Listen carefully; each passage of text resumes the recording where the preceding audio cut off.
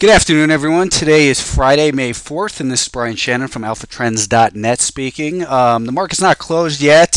Still got about an hour left, but I'm heading out early for the weekend, so wanted to give a wrap up here. As it stands right now for the week, I updated this chart. Obviously, it's going to change, but week to date, we've had a pretty tough start, actually, to the new month. You can see the monthly, sell in May so far and go away seems to be the right course of action for equities.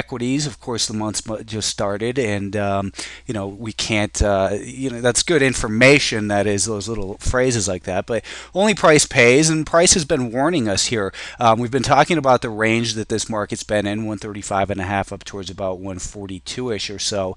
And as we've noted, first of all, with the video yesterday, we were talking about this. The fact that we had gone down below that 38.2% retracement and had a lower high and lower low on this 10-minute time frame below a declining 5-day moving average. Now, the jobs number obviously was the big catalyst here today, and it didn't help the market. Someone asked me yesterday, do I feel like a bad jobs number was built into the market? I said, listen, we're not going to play that game. We're going to see how the market responds because, had the market gapped up above that 5-day moving average, we could have, had a scenario like this happen. Obviously, that's not what did happen. We have to be prepared for that. The market was flashing warning to us in here, and we've broken some important support. So now the market is back to, on this daily time frame, we're likely next week to be back in for a test of about that 136 level.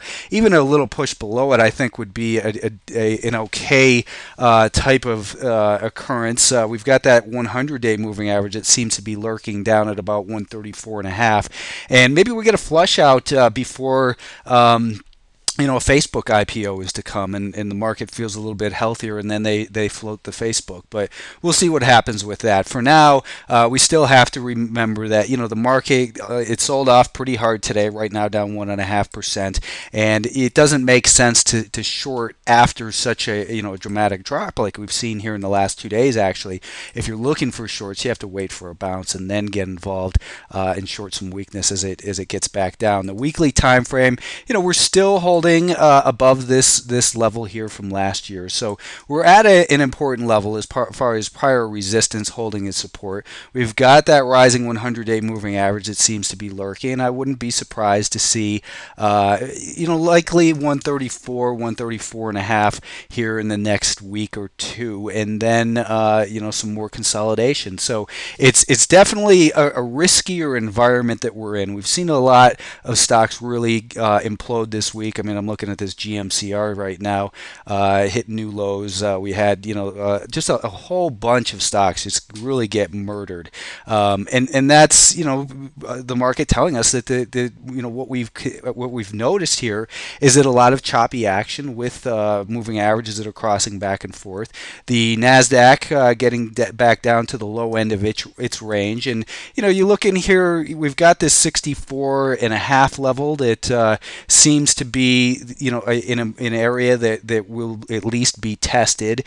In this case, if we were to get down to the 100-day moving average, we'd be down towards those lows from mid-February at about 63, and it's really not that far away. So I think it's reasonable to think that we could see that happen. And we've got, again, below the declining 5-day moving average doesn't mean we want to, we came in and closed this gap here, but we don't want to sell short after this weakness. You want to wait for a bounce and then sell short. Whatever that level might end up revealing itself to us at next week is what we'd be looking for. But the Russell 2000 has been, the weaker, the market that's really kind of been more range bound than the other ones, and it's getting right down to that 78.5 level. And the more time support is tested, the more likely it is to fail to hold as support. So that's something you have to remember. We've seen sideways activity. We've got the 100-day moving average that's been tested a few times in here, and if we were to break down, perhaps we go down to that 150-day moving average. Not necessarily that there's so much magic in the moving average. I don't want people to get too caught up in the moving average itself, but we've seen this market these markets transitioning. We break in a trend line, turning sideways, and you could even look at this as a head and shoulders pattern right in here, which would have pretty ominous implications. A high we could call 84, the neckline down, let's just be conservative and call it 78. So that would be 6 points. If we were to break that neckline at 78, that would indicate a target of about 72. Now, maybe we get that. I don't know. I think it's more likely that we would encounter some support at these prior levels of resistance and where we have that 200-day moving average. So these are all important levels to keep an eye on. But the main point is that the market's losing ground. It seems as though and the transition has been pretty even. That we've seen the pattern of higher highs and higher lows go to that of kind of a little bit more rocky in here, then a pattern of lower highs and lower lows, and that's what that those are nice. Transitions between bullish and bearish on the intermediate term, and it's giving us reason for concern on the longer term. We're not broken down. We're not in a bear market, but you look at the semiconductors; they've always been a leader for the markets, and we could draw a similar type of head and shoulders pattern here, with the height of this being about 33 up to 36. So that would indicate a target down near $30 a share if it breaks that 33 level. I don't think it's an automatic shorted below 33, and because what if we break this 33 on Monday? Would you want to short it after it's just dropped 2 points? No, you want to short it after a period of strength, and then it begins to transition lower. That's what we're talking about this week, about 34 and a half, saying that if we break below there and hold below for more than a half hour or so, that we would likely want to hold it, get involved in some short. And here, you can't chase it now, and we're getting down towards the bottom of that range. So next week, I think, is going to be another challenging environment where the market has got to kind of prove itself in here. We saw too many, I think, momentum names really get implode this week, and that gives us reason again to think that maybe something bigger might be developing in here. But the financials key level remains 15, 14.95. I guess we got down to, and we from this failed break beyond resistance, and that's why we don't just automatically buy and hold on. We want to see a pattern of higher highs and higher lows develop. Instead, when a breakout fails like that, you've got to move to the sidelines quickly and protect yourself, because here we had again the same thing, a pattern that developed of lower highs and then a lower low yesterday at that 1535 level, and further follow through to the downside. So at least 15 seems likely. Perhaps we get down to the 100-day moving average at about $14.60. Some other markets, noteworthy moves, I guess, in crude oil today and yesterday.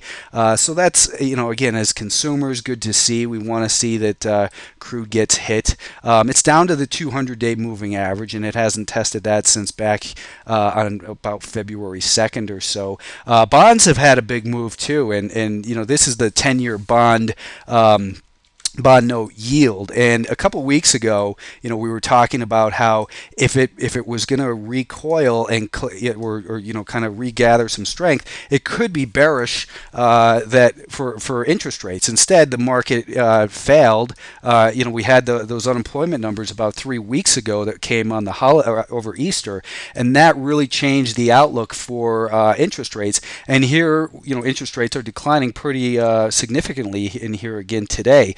That's, of course, the inverse of what the TLT is. This is a 20-year node, and 10-year, 20-year. They have the same approximate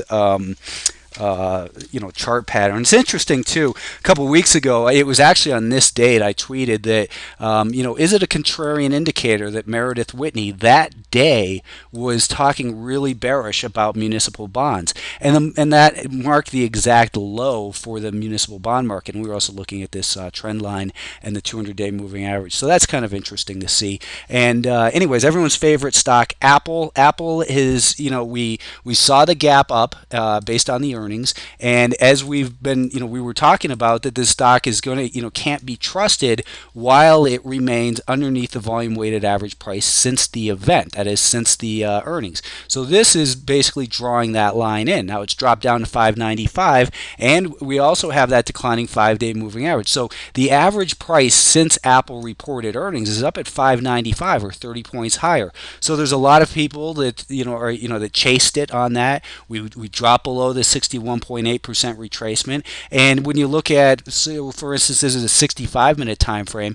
The lows from the earnings were at about 555, and I wouldn't be surprised to see it drop a little bit further, perhaps down to about 542. That's where we had some prior resistance, and as you can see here on the right-hand side of the chart, that's where we've had some more significant volume change hands, and that oftentimes becomes support. That's going to do it. Thanks for tuning in, and enjoy your weekend.